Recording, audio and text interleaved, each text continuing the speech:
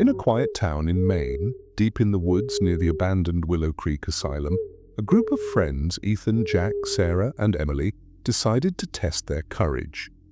The asylum, closed for decades after a series of unexplained deaths, had a sinister reputation, but that only fueled their curiosity. The night was cold, and the full moon cast eerie shadows as they stepped through the rusted gates. The air smelled of mildew and decay. "Are you sure about this?" Emily whispered, gripping Jack's arm. He smirked.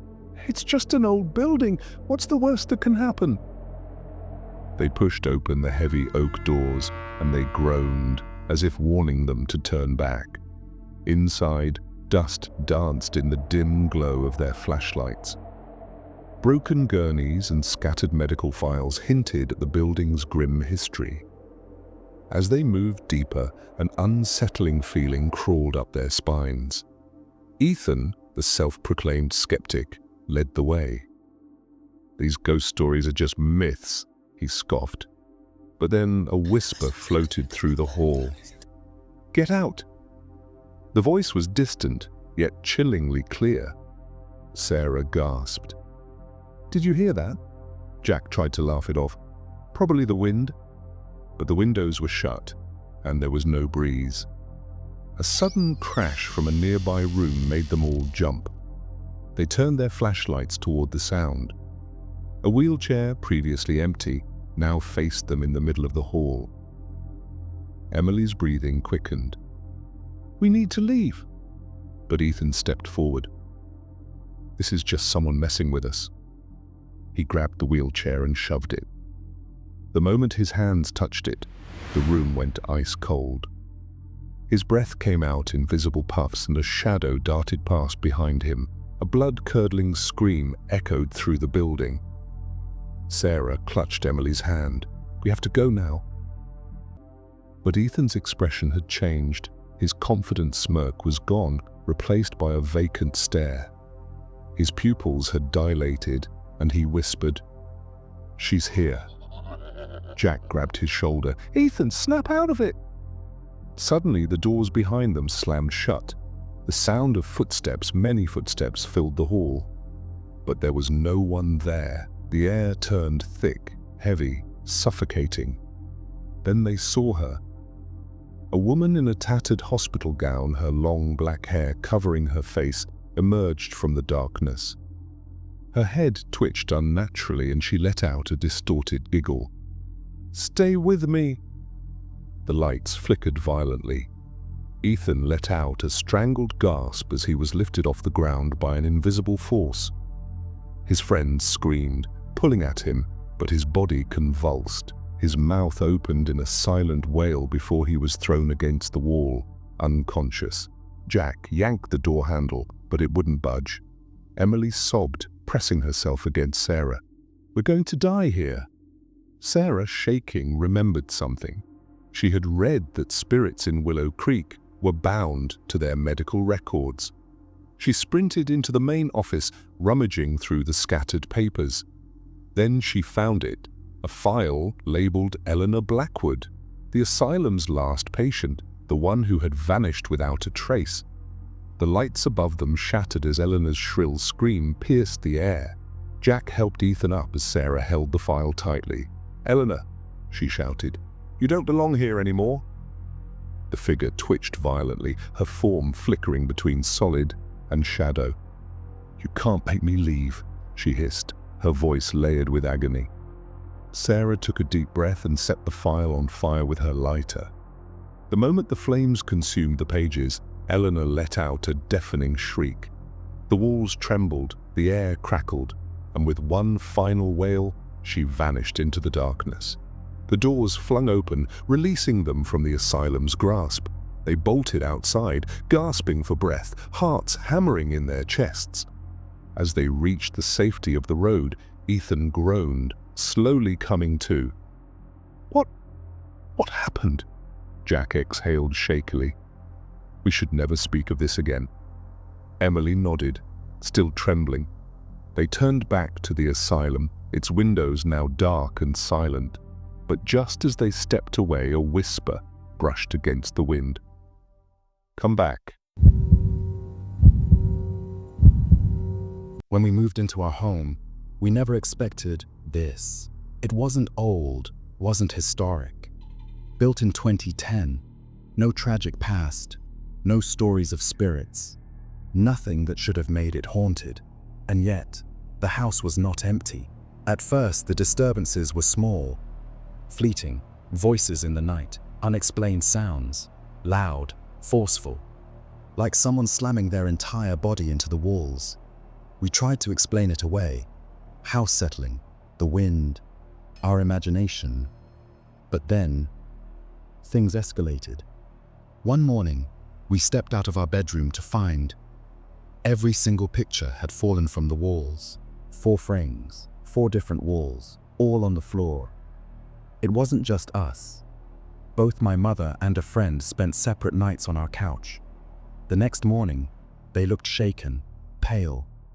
They told me, "I woke up to someone walking around the house all night, pacing, watching. I thought it was you." But it wasn't me. It never was. I don't sleepwalk. I can't sleepwalk. I have prosthetic legs. Then there was my son, 5 years old. He had an imaginary friend, the cowboy. At first, we thought it was cute, normal. Kids have imaginary friends all the time, right? But then, we listened. These weren't one-sided conversations. He would pause. He would reply. It was back and forth. One day I asked him, "Where did the cowboy come from?" He smiled and answered, "He followed us from Arizona." Arizona. My in-laws live in Phoenix. We visit twice a year. Something followed us home. My neighbor was an elderly woman, a writer of metaphysical books. I mentioned the disturbances, laughing nervously, but she didn't laugh. She just nodded. "I'll take care of it," she said. And then, the activity stopped. The next morning, my son came to me, his face calm, peaceful. We never truly believed our home was haunted. Not really. Sure, there were strange moments, shadows in the corners of our eyes, soft sounds in the night, sleep paralysis creeping in more often than before. But nothing could have prepared us for what happened that night. It was late. My husband and I had been binging a show, letting our daughter sleep beside us on the couch. We knew we'd move her to her bed soon, but for now, she was safe, peaceful. When we finally decided to turn in, I headed upstairs first. My husband stayed behind, 2 rooms over, filling his water bottle in the kitchen. I reached our bedroom, shut the door behind me, turned on the fan, and sank into bed. The moment my head hit the pillow, it happened. It wasn't human. It wasn't animal. It was wrong. I froze. Every hair on my body stood on end. My hands clutched the blanket.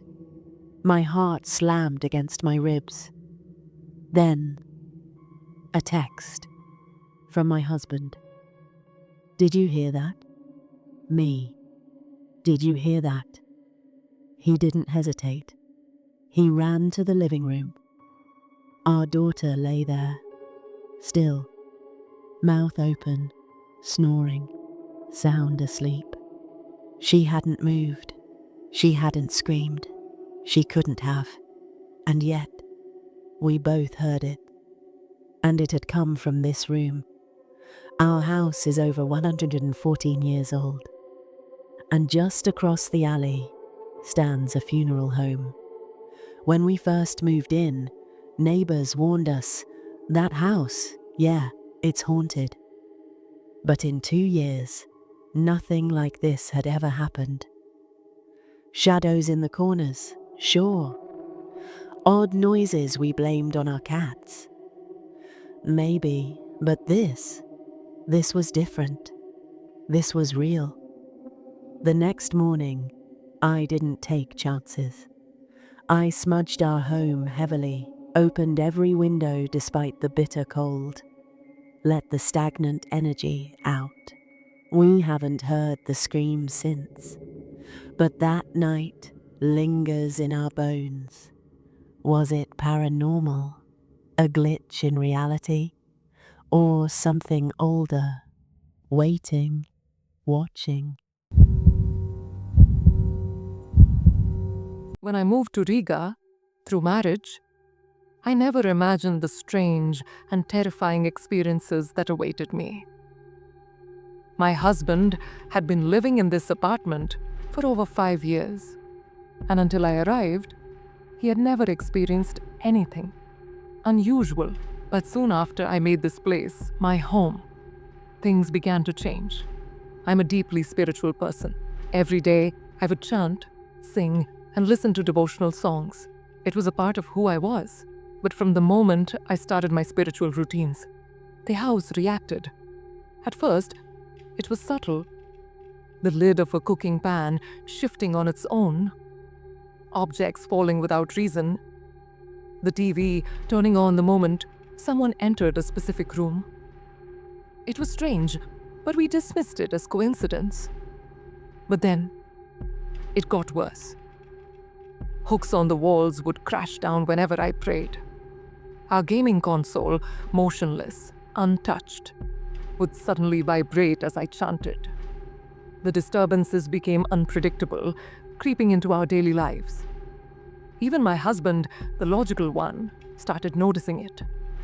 Things moving, lights flickering, a presence, invisible, but undeniable. Some nights, we would hear soft murmurs, whispers, in a language we couldn't understand. Other times, we would find the stove turned on, though neither of us had touched it. It was as if something was watching us, listening, waiting. We tried to reason with it. We convinced ourselves it was the wind, faulty wiring, an overactive imagination. But deep inside, we knew better. Whenever we talked about God, whenever we spoke of light, faith, positivity, it reacted angrily. Objects near us would fall, lights would flicker violently. And worst of all, we could feel it.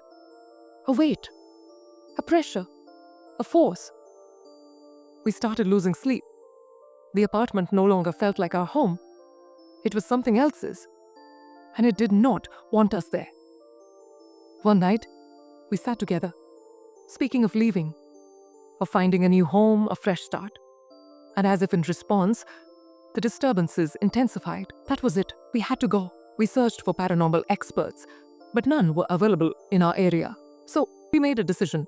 We would leave this place behind, undisturbed. Whatever resided within these walls would remain. We would step into a new beginning, but this time, we would not be unprepared. Before settling in, we would cleanse our new home, bathe it in prayer and light, ensuring that nothing would follow us. We are leaving. Soon, this chapter will be behind us. But a lingering thought remains. Was this place always haunted? Or did something awaken when I arrived?